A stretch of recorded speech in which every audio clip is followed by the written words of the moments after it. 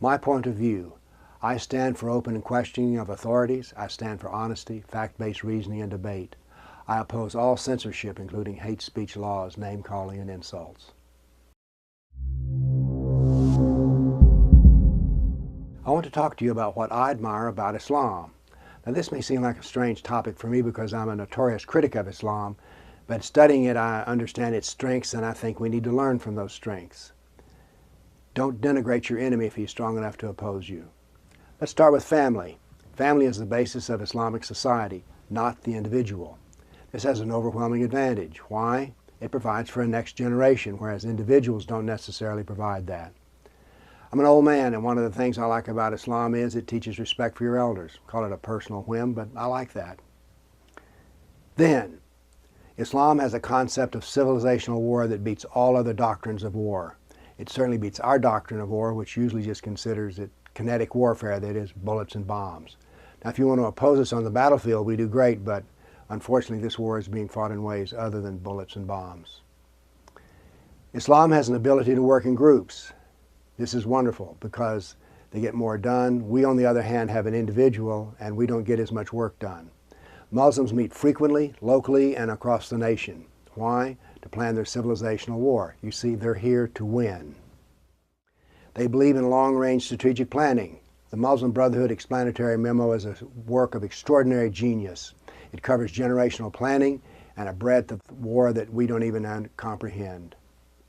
Take this as an example, General Stanley McChrystal's battle plans in Afghanistan. There's no mention of Islam, no mention of jihad, and no mention of Muslims. Well, good luck on making that work in a country like Afghanistan. Now let's talk about textbooks. They're also used in civilizational war. In the 7th grade in Tennessee, you will learn that Islam was the golden age, was the high point of civilization, that women were given their rights first by Islam, the first constitution came from Islam, and that Islam cares for the Jew and the Christian and takes care of them. These things are only at best half true, but little Tennesseans will grow up believing this. Then we have Sharia finance, a brilliant plan where money is taken from our civilization and put into the civilizational war to tear us down. If you're an individual and want to do what I do, good luck on getting any money. But if you're a Muslim and want to do what I do, money will be there. If I were a Muslim and decided to run for the Congress of the United States, I would have all the money I needed. I sat in a mosque in Southern California and watched as $20,000 was raised from about 50 people. And it was for the stated purpose of civilizational war, lawfare. They were generous. They're quite generous. You see, Muslims want to win, and we just want to tie. We want everybody to like us. Go to a bridge building event inside the religious community and you'll discover that the rabbis and the Christian clergy, they're there just to be nice and pleasant, whereas the imam is there to score points. He knows Christianity and he knows Judaism, and he uses that knowledge well. They teach their young dawah, that is, how to preach the gospel of Islam to the young Christians and others they meet in school.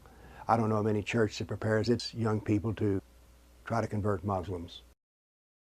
There's no opposition within the church or the synagogue to what I call the love jihad, which is when Muslims seek out Christians and Jewish girls to marry them and have Muslim babies.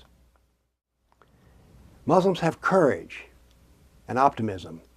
I gave a talk to 400 people in Chattanooga, and one Muslim showed up to try to ask me difficult questions. Find a kafir who will attend a meeting of 400 Muslims to try to ask tough questions. Muslims know their history of victory and losses. Here in Nashville, Tennessee, the buckle on the Bible Belt, you won't be able to find a minister who knows that Turkey used to be a Christian nation. They just don't care. Because the university they went to didn't teach the history of conquest. They didn't teach the status of the dhimmi. They're winning.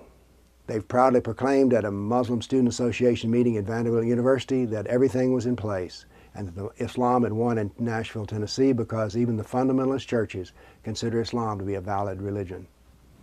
Look at the refugees who come in, vastly over proportioned to be Muslims. What about all the Christian refugees? Nah, mostly Muslim.